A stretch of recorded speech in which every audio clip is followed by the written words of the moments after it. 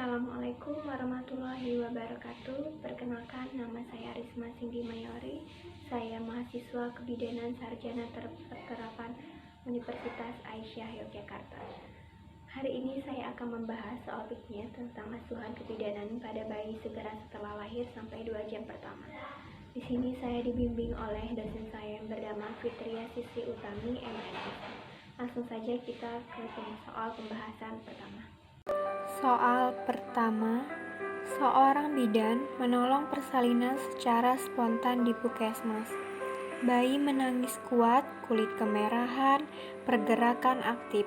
Hasil pemeriksaan pada bayi BB 3.500 gram, panjang badan 48 cm, terdapat pembengkakan pada kepala, teraba lunak, batas tidak jelas, melewati sutura dan berisi cairan limfe.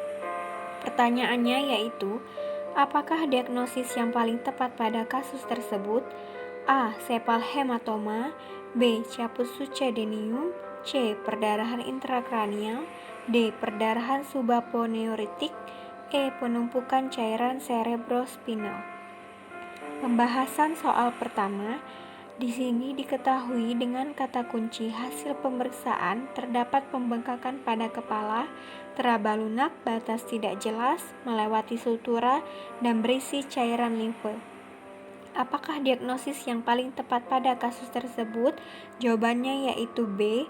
Kasus tersebut merupakan jenis trauma persalinan pada bayi baru lahir yang mengarah kepada caput succedaneum karena ditandai dengan pembengkakan kepada kepala, teraba lunak, batas tidak jelas, melewati sutura, dan berisi cairan limfe. Sedangkan sepal hematom, teraba superiostial tulang tengkorak, berbatas tegas, dan tidak melampaui sutura sekitarnya. Sedangkan perdarahan intrakranial ditandai dengan massa padat berfluktuasi. Untuk perdarahan subaponeurotik ditandai dengan adanya pembengkakan kulit kepala, mungkin meluas ke daerah periobital dan leher. Adapun penumpukan cairan cerebrospinal tandanya mirip dengan hidrosepalus. Lanjut pertanyaan soal nomor 2. Seorang perempuan 41 tahun G5P4A0 usia kehamilan 39 minggu dalam kala 3 persalinan di BPM. Riwayat kala kedua persalinan sangat cepat. Saat bayi diletakkan di abdomen tampak darah keluar tiba-tiba dari vulva. Hasil pemeriksaan tidak ada janin kedua dan kontraksi kuat. Pertanyaannya, apakah tindakan yang paling tepat diberikan sesuai kasus tersebut? A. Memotong tali pusat, B. Melahirkan plasenta, C. Mengeringkan bayi, D. Suntik oksitosin 10 unit secara IM, E. Memeriksa apakah ada bayi kedua. Kata kunci soal pembahasan nomor 2, dari hasil pemeriksaan tidak ada janin kedua dan kontraksi kuat. Apakah tindakan yang paling tepat diberikan sesuai kasus tersebut? Jawabannya yaitu D. Suntik oksitosin 10 unit secara IM.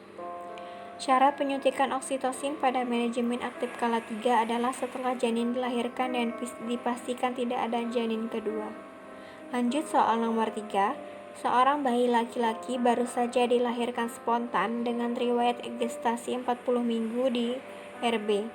Hasil pemeriksaan keadaan umum baik, berat badan lahir 3.200 gram, panjang badan 48 cm, suhu 36 derajat Celcius, nadi 125 kali per menit, badan dan ekstremitas berwarna merah, menangis kuat, gerakan sedikit, bersin saat dilakukan rangsangan taktil.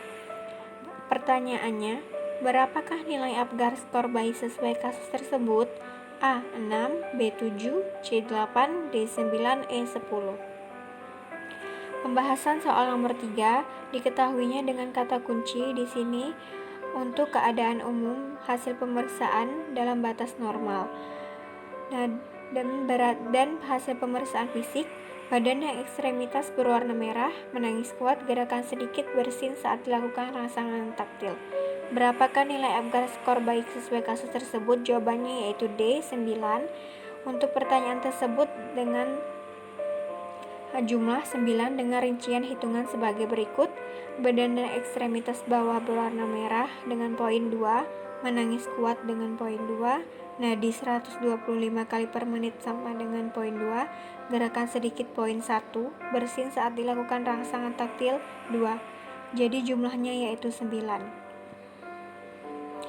Soal nomor 4. Seorang bayi perempuan lahir 2 jam yang lalu di rumah. Hasil anamnesis bayi menyusu kuat, BAK lancar, BAB 3 kali sehari. Hasil pemeriksaan berat badan lahir 2400 gram, panjang badan 46 cm, suhu 35 derajat Celcius. Frekuensi jantung 120 kali per menit, refleks hisap kuat, dan pemeriksaan fisik tidak ditemukan kelainan. Pertanyaannya, apakah asuhan yang harus diberikan kepada bayi pada kasus tersebut? A. Rujuk segera. B. Berikan antibiotik. C. Berikan infus dextrose. D. Letakkan di bawah lampu. E. Lakukan perawatan kanguru. Untuk pembahasan soal nomor 4, di sini dengan kata kunci hasil pemeriksaan bayi dengan berat badan lahir 2400 gram dan untuk pemeriksaan lainnya dalam batas normal. Apakah asuhan yang harus diberikan kepada bayi pada kasus tersebut? Jawabannya yaitu E. Lakukan perawatan metode kanguru. Kondisi bayi tersebut berat bayi lahir rendah dengan hasil pemeriksaan fisik dalam batas normal, sehingga untuk mencegah komplikasi hipotermia maka segera dilakukan perawatan metode kanguru. Jika bayi diletakkan di bawah lampu, kehangatan kurang dapat terkontrol dan tidak ada keuntungan terhadap aspek psikologi ibu dan bayi. Sedangkan pemberian infus dextrose bukan merupakan pilihan karena bayi tidak hipoglikemia. Dan pemberian antibiotika tidak ada indikasi untuk opsi dirujuk segera bukan merupakan pilihan yang tepat karena tidak ada indikasi untuk dirujuk yang ditandai dengan adanya hasil pemeriksaan fisik dalam batas normal dan refleks hisap yang kuat. Pertanyaan yang terakhir, soal nomor 5. Seorang bayi perempuan lahir spontan 1 jam yang lalu di RS. Hasil anamnesis gerakan aktif, berat badan 2500 gram, panjang badan 48 cm, pernapasan 50 kali per menit dengan usia kehamilan saat lahir 37 minggu. Hasil pemeriksaan tidak ditemukan kelainan, daya hisap kuat, refleks hisap bagus, frekuensi jantung 120 kali per menit, suhu 30 derajat Celcius. Pertanyaannya, apakah langkah selanjutnya yang paling tepat pada kasus tersebut? A. Rawat gabung. B. Berikan oksigen. C. Berikan antibiotik. D. Berikan kortikosteroid. E. Rawat dalam inkubator. Pembahasan soal nomor 5. Di sini diketahui kata kunci dengan hasil anamnesis gerakan aktif, berat badan 2500 gram, panjang badan 48 cm, pernapasan 50 kali per menit dengan usia kehamilan saat lahir 37 minggu. Hasil pemeriksaan tidak ditemukan kelainan. Daya hisap kuat, refleks hisap bagus, frekuensi jantung 120 kali per menit, suhu 30 derajat Celcius. Apakah langkah selanjutnya yang paling tepat pada kasus tersebut? Jawabannya yaitu A. Rawat gabung. Rawat gabung dengan ibunya karena meskipun berat badannya 2500 gram tetapi hasil pemeriksaan fisik dalam batas normal, daya hisap kuat, refleks hisap baik, sehingga diharapkan asupan nutrisi melalui ASI dapat terpenuhi dengan baik, sehingga asuhannya adalah difasilitasi rawat gabung dengan ibunya. Adapun asuhan pemberian oksigen tidak ada indikasi karena pernapasan normal. Pemberian antibiotika juga tidak ada indikasi baik terapi ataupun profilaksis. Pemberian kortikosteroid juga tidak ada indikasi karena paru-paru sudah cukup matang pada usia kehamilan 37 minggu. Sedangkan untuk rawat dalam inkubator tidak ada perlu dilakukan lagi karena bayi memenuhi persyaratan untuk dilakukan rawat gabung. Baiklah teman-teman, sekian pembahasan dari saya. Semoga bermanfaat. Saya ucapkan wassalamualaikum warahmatullahi wabarakatuh.